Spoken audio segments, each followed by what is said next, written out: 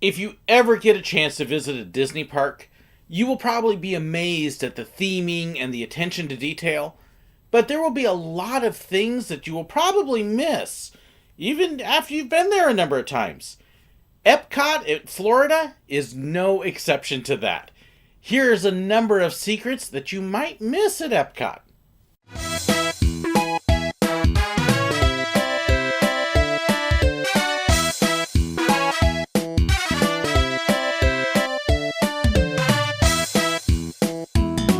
I loved my time working at Disney parks, and even after having been there for 5 years, I was constantly learning and discovering something new. Epcot was no exception. I had the incredible privilege of being able to take a tour there that showed some of the differences and hidden secrets of Epcot, as well as a number of things I discovered while I was working there. Here are a number of the ones that I discovered that you might not be aware of, but that you'll look for next time you're at Epcot. Now, Epcot looks like it's going to have a lot of changes coming in the next few years. So as you look around once you get past Spaceship Earth, realize that a lot of this is going to probably look very, very different here in the not too distant future. So enjoy it while you can, remember it while you can, and know that some of the secrets I'm going to tell you may not be the same or even exist here in a few years. Now, as you walk in, you'll notice that really, once you reach this entrance plaza, there are two different sides you can go to. Over to your left, which is actually the east side of the park, is the world of innovation and technology. And that is dedicated to things like the wonders of life. It was the world of motion, the universe of energy. And if you look at the planters over on that side, you're going to see that they're all very angular, very squarish with rigid lines and straight lines. But if you go over to the other side, what could be called the living world, with the land, living with the seas, imagination, you'll notice all of a sudden all of these lines are soft, they're curved, everything flows more like a water stream. It really is meant to appeal to the right side of your brain versus the left side of your brain, and let everything kind of flow and help contribute to that theme. Even the music will change on each side just a little bit, just to kind of help give you this whole atmosphere that you didn't even realize that you had. Additionally, if you walk through to the living world side, as you walk past, you'll go right over something that most people never even notice. They walk right over it and don't even see it.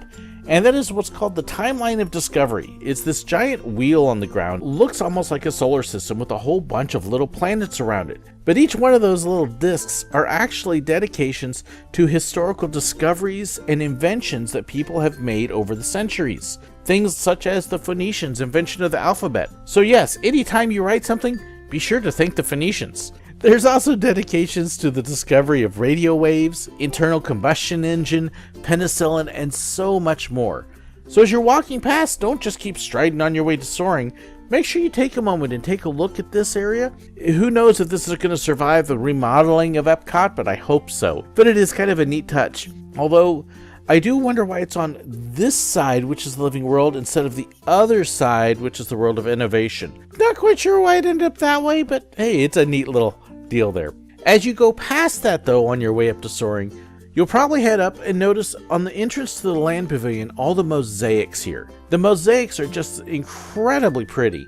And what's kind of neat about it is that they actually are representative of the layers of the earth exposed after a volcanic eruption. In fact, even the sidewalk and walkway leads to that impression, because you'll notice that it flows like a river, but it's red to give you the impression of lava. All the materials used in the mosaics actually came from the land right around here, and it includes gold and granite and pumice and so much more. It's all natural mosaic. And in fact, the one who designed these mosaics is actually even the same one who designed the mosaics over at Cinderella Castle at Magic Kingdom. There is, however, one interesting feature with this. They're mirror images, but they are not exact duplicates. They're meant to look like it, but there is one tile that's different right as you get up near the door on the right side. Why this one tile is different? There's conflicting stories. It was originally an emerald, now it looks like a little piece of black stone, but it was an emerald originally. One account holds that this was done differently because the artist never wanted to do the same piece twice, and so he made this one tile different. But there's also another very strong account that says that the two artists who really worked on the mosaics, or maybe an Imagineer, actually put that piece of emerald there to represent the birthstone of their daughter. Which is true, we don't really know, but it's a neat story. It's something neat to notice as you come by. Also on this side, if you look over at the Imagination Pavilion, you notice it's really neat waterfall, except for one thing. It's going the wrong way. That's right, this waterfall actually flows upside down and is meant as a nudge to your imagination to let it flow in directions that it normally wouldn't. Just one of the little touches around Future World. Also, in the center again, you may have noticed this place called the Club Cool Corner. Club Cool Corner is actually another neat place that I hope survives the remodeling, but we will see if it's here in a few years. Stop in and it actually has free samples of Coca-Cola and other soda flavors from all around the world. Mexico, Costa Rica, Europe, Africa, and all sorts of different things to try out. There's some great flavors here, but there's one that if you've never tried it before, you do need to try, and that's the one from Italy called the Beverly. Why is that? Well, you've really got to try it on your own to find out. I don't want to give away the secret, but if you've never tried the Beverly, well then you've never really experienced Epcot. And hey, make sure you have your cameras ready as people try all the different sodas. It's fun getting pictures of the reactions as they try each different one, especially when you find some that they like and some that they don't. Another thing that's really interesting about this area of Epcot that many people don't realize is the utilidor. Now, a lot of people are very familiar with the not-so-secret utilidors over at Magic Kingdom that go underneath the whole park. Magic Kingdom is not the only park, though, with a utilidor. Epcot has one as well. It's not very big. It's actually shaped like a big giant U that goes under both of the Innoventions buildings and actually sneaks up right by Spaceship Earth. And then it has a little spur that sneaks out of the top that heads up by the former Universe of Energy building. That was actually the entrance to get down inside. And inside those utilidors are break rooms, storage rooms, changing rooms, offices, and various things like that. They aren't used anywhere near as much as the ones over at Magic Kingdom, but they are there to help bring supplies and stuff to the stores that are in that part of the park because they don't have any other access to backstage. This is the only other Disney park that actually has a utilidor system. But now what's going to happen with this entrance with all the construction going on? I really don't know, because the new Guardians of the Galaxy ride is being constructed almost right on top of where the entrance is. I imagine it's still going to stay on the side of the building, but I don't know if it's going to have the throughput to the rest of backstage that it used to have. So it'll be interesting to find out how all of that's going to work. One other thing, though, that Future World has that I think is just a really neat little touch is on the ground as you're walking out.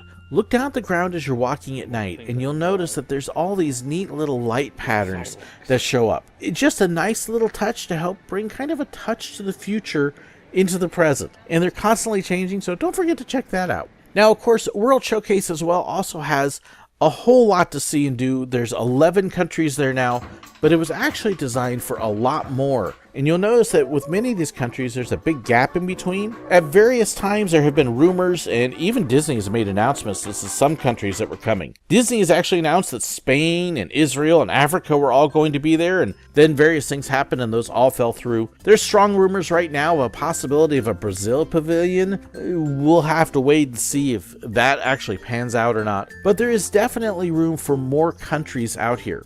It was originally designed for approximately 19 or 20 countries, and they ended up with only 11. It's been a long time since they've had one, but it's definitely time to add some more. What's really neat, Morocco's king actually even sent some of his own personal craftsmen to help design and do the work in the pavilion.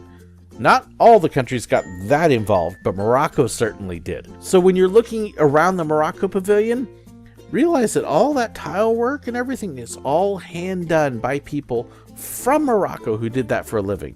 But of course, it's also constantly changing out here as well.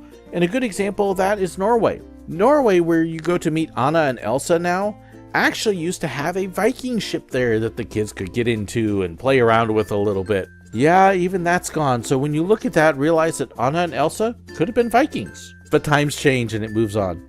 And that is the one thing about Epcot, is it is getting ready to have some big time changes.